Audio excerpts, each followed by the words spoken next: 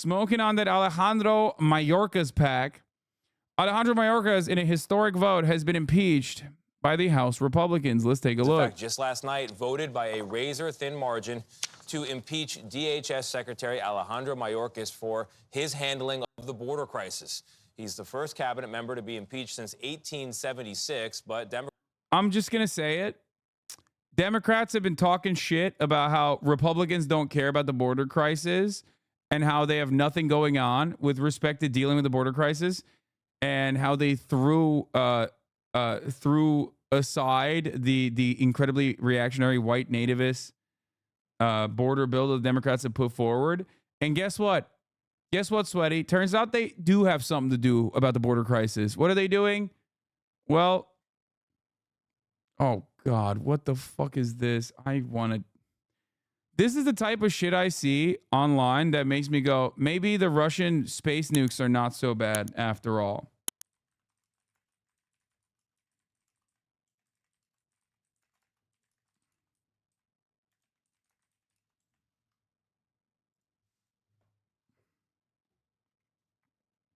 Wow, we are just accepting the framing of the border crisis? Yeah, I mean, I'm obviously joking. So they can impeach the DHS lead and pass the Ukraine funding bill without the border stuff. Why can't they pass a border-only bill? I mean, don't ask that question because I really don't want that.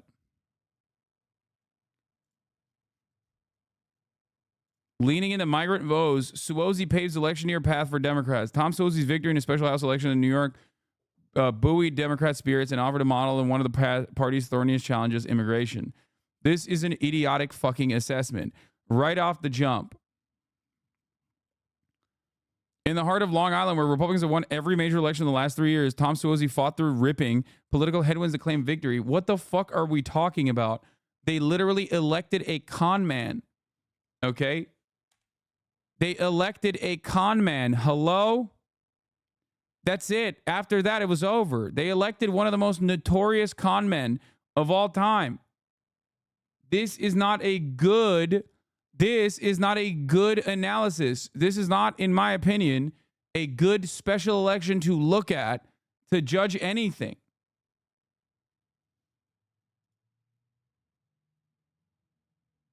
That's crazy.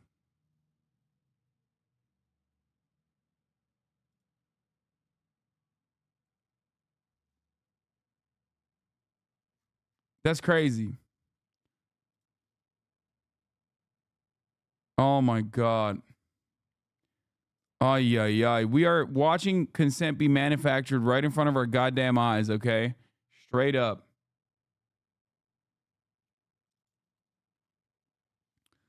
Let me see if I can get fucking Edinger Mentum on here to talk to him quickly about this issue, actually. Let's see.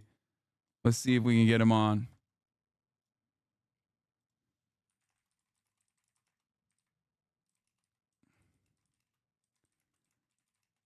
It takes.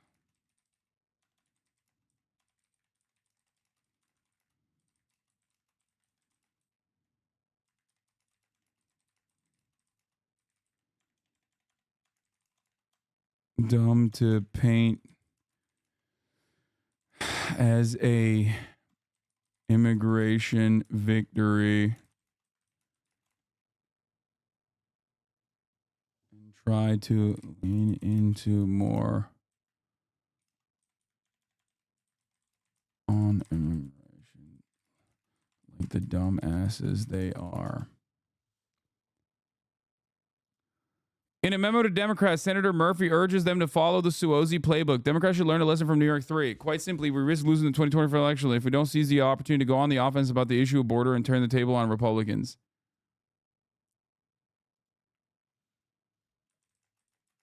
This is a party that is completely unserious and simply wants to lose.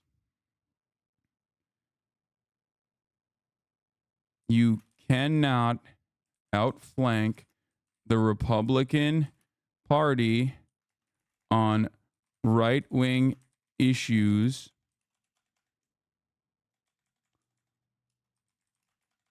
You cannot outflank the party, Republican Party on racism, All you are doing is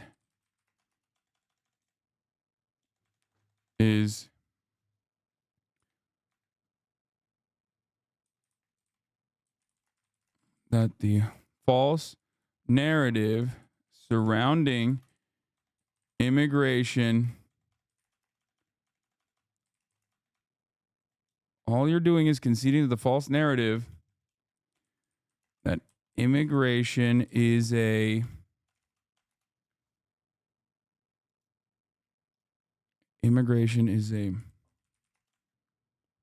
matter of national security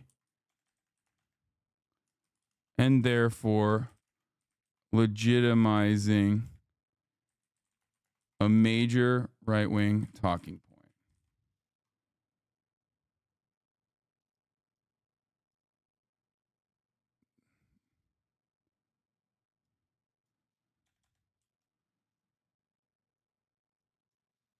Democrats are completely unserious and simply want to lose. You cannot outflank the Republican Party on racism.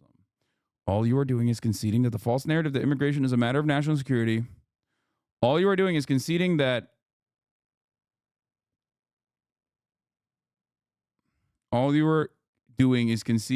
to the false narrative that immigration is a matter of national security and therefore legitimizing a major right-wing talking point. You don't try to beat a ground game guy on the ground. You try to take him on his weak spots. Exactly. Ah, so dumb. We are so stupid. Bro, Too Mad is dead. We know. We talked about it already. This is so fucking dumb. We are a nation of immigrants. The Democratic Party basically, like, the counter. Listen. The example I will give you is this. It's as though it's if the Democratic Party looked at the issue of abortion and was like, yeah, it is murder. Okay. And we are the ones who are actually going to make abortion illegal. You're never going to win that. Okay. You're never going to win that at all. It's so fucking stupid. Oh my God. Why is everybody spamming Too Mad is dead? Yes, dude. Yes. I know there's a shooting at the Chiefs parade, and I know that there's when Too Mad died. I know that, okay? I'm not going to cover the fucking breaking news here. Anyway, let's continue with the House Republicans impeaching Mayorkas, and I'll talk about this a little bit further. I got to pee first, though. Democrats say Republicans failed to present any clear evidence of wrongdoing. Nancy Cordes is at the White House following this for us. Nancy, good morning to you. Good morning, Tony. And, you know, we thought that the Democratic-led Senate would just ignore this move, essentially, by the House. But leaders in the Senate announced late last night they are going to go ahead with an impeachment trial later this month. And that is meant to highlight the fact that even some Senate Republicans did not think the facts justified this move by their House colleagues. The yeas are 214 and the nays are 213. The resolution is adopted. By the slimmest of margins, House Republicans voted to impeach Homeland Security Secretary Alejandro Mayorkas after narrowly failing last week. Finally, we've held Alejandro Mayorkas accountable. According to their articles of impeachment, the high crimes and misdemeanors include a willful and systemic refusal to comply with border law after a record 2.4 million migrants were apprehended at the southern border last fiscal year. In a statement after the vote, President Biden called Mayorkas an honorable public servant and warned history will not look kindly on House Republicans for their blatant act of unconstitutional partisanship. Many of the shortcomings Republicans complain about are because they won't give him additional legislation to better secure the border. At the White House Tuesday, Mr. Biden argued the House should be spending its time. I'm losing my mind. This is the worst messaging of all time. It's the worst messaging of all time. I cannot believe it. They're literally leaning into this fucking bill because Jim Crow Joe, Genocide Joe, decided that this is like a good bill to lean into. And this is a good way to message around that this is a good way to message around the issue of immigration. We are so goddamn cooked. We have an 800-year-old fossil Utilizing the bully pulpit. Oh my God. Oh my God. Guys, as someone who's been in this game for a very long time, let me repeat this point, okay? I might be a dumbass, but I am 100% apparently smarter than these fucking idiots that are running the show. You will never be able to outflank the Republicans on right-wing issues.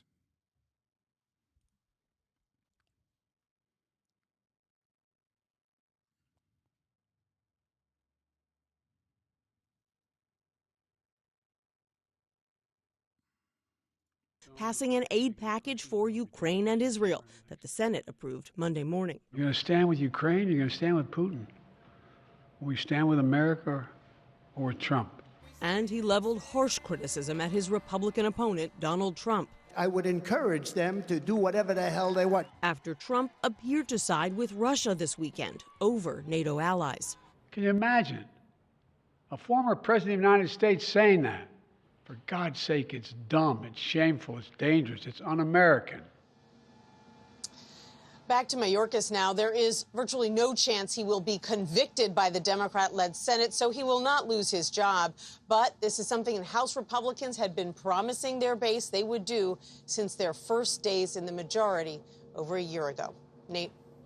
Nancy, thank you. House Speaker Mike Johnson delivered remarks about the border bill earlier today, doubling down on not taking it to a floor vote. The Republican... We're so bad. We're so bad. Dude, look, we're watching what's going on in Israel and the culture surrounding like the mistreatment of Palestinians as an ethnic cleansing is happening and the lack of humanity, like the dehumanization against said Palestinians as Israel continues its ethnic cleansing. That is the future that we are looking at with respect to our border. As climate change worsens, as you have more economic migrants that obviously have no opportunities, have no more agricultural output in their home nations, you're going to see more and more people try to escape. You are going to see more and more people try to come to the United States of America. And it very obviously looks like we have decided that we are not going to try and treat this in a humane way. Okay? We are going to try and treat this in a Nazi way. Just like Israel and its ethnic cleansing campaign in Palestine, our border policy is going to become increasingly more right-wing. That much seems like basically like a consistent situation. That's it. We are looking at this. We're looking at concentration camps, folks. They already kind of exist, but it's going to get worse. led House will not be jammed or forced into passing a foreign aid bill that was opposed by most Republican senators and does nothing to secure our own border. ABC's Jay O'Brien joins me now on Capitol Hill for more. Jay, what do you make of Johnson's comments? What chance does this foreign aid bill have of passing? Well, barring some procedural moves, it's really up to Johnson as to whether or not he wants to put it on the House floor for a vote. And you just heard him clearly say there that he doesn't. He doesn't want to be jammed, as he put it, by the Senate. The question then becomes twofold. One, does this put these conversations about linking border security to aid for Ukraine and for Israel right back to square one? Remember, months ago, that's what Republicans said they wanted. Then there were those bipartisan negotiations in the Senate, the product of which Speaker Johnson rejected and said he wouldn't put that on the House floor for a vote either way. The second question becomes, what's the future for aid for Ukraine and Israel like with that bill that came out of the Senate? Speaker Johnson says the majority of Republicans in that chamber didn't support it, but 22 Republicans did support it in the Senate. In the House, the question then becomes, can House Democrats partner potentially with moderate Republicans and do a procedural move, what's known as a discharge petition, to try to force this bill onto the House floor and end run around the Speaker? That's very unlikely. Those moves are very rarely successful. But right now, it's something that House Democrats are certainly getting asked if they're open to. And Hakeem Jeffries, as late as yesterday, said that all legislative options, in his view, are on the table when it comes to trying to force a vote on that bill, Diane. Meanwhile, Jay, Homeland Security Secretary Alejandro Mayorkas could face a trial in the Senate. He was impeached by the House yesterday, and that came down to a single vote. How significant is that, and the timing of all this? Yeah, Republicans needed 214 votes to pass that. They got exactly 214. It was Steve Scalise, returning from cancer treatment, the #2 Republican, that ended up putting them over the goal line. Remember, that vote failed when 3 Republicans opposed it. Pretty dramatic fashion last week. It now triggers a trial in the Senate. Chuck Schumer, the top Democrat in that chamber, Democrats control that chamber, has... No, we didn't give Israel $95 billion. We gave Israel around, I think, $18 billion. The $95 billion package is a total package that includes some help for the Palestinians as well, I believe, to the tune of the $8 billion part might be. Well, not only, sorry. Yeah, the $95 billion includes Taiwan. The $95 billion includes Ukraine, and it includes Israel. Indicated that there will be a formal trial perhaps in that chamber. The Senate has a couple paths that they can take. They can do a formal trial on the Senate floor like we saw during the Trump impeachments. They can send this to a committee, a specialized committee that would in a sense carry out the trial, and then the Senate would vote on whether to acquit Mayorkas or to remove Mayorkas. It hasn't passed the House yet. The Senate yet. can move pretty quickly to dismiss these charges, but you got to remember, Diane, we're in pretty uncharted legislative waters here because Mayorkas is only the second cabinet secretary in American history to be impeached, the first in nearly 150 years. Now, Democrats, Jay, have one more seat in the House after winning back George Santos' seat in that special election in New York yesterday. So what does that mean for the balance of power in the House, especially when you look at how closely this measure over Mayorkas passed?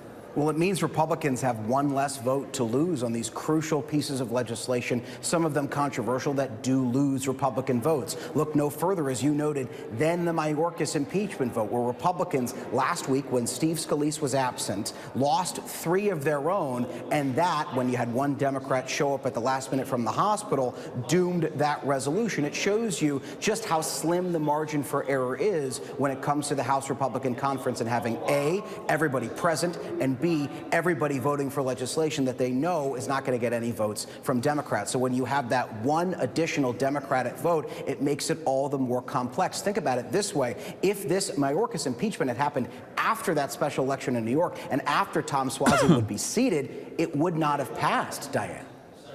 All right, Jay O'Brien on Capitol Hill. Thanks, Jay. Hi, everyone. George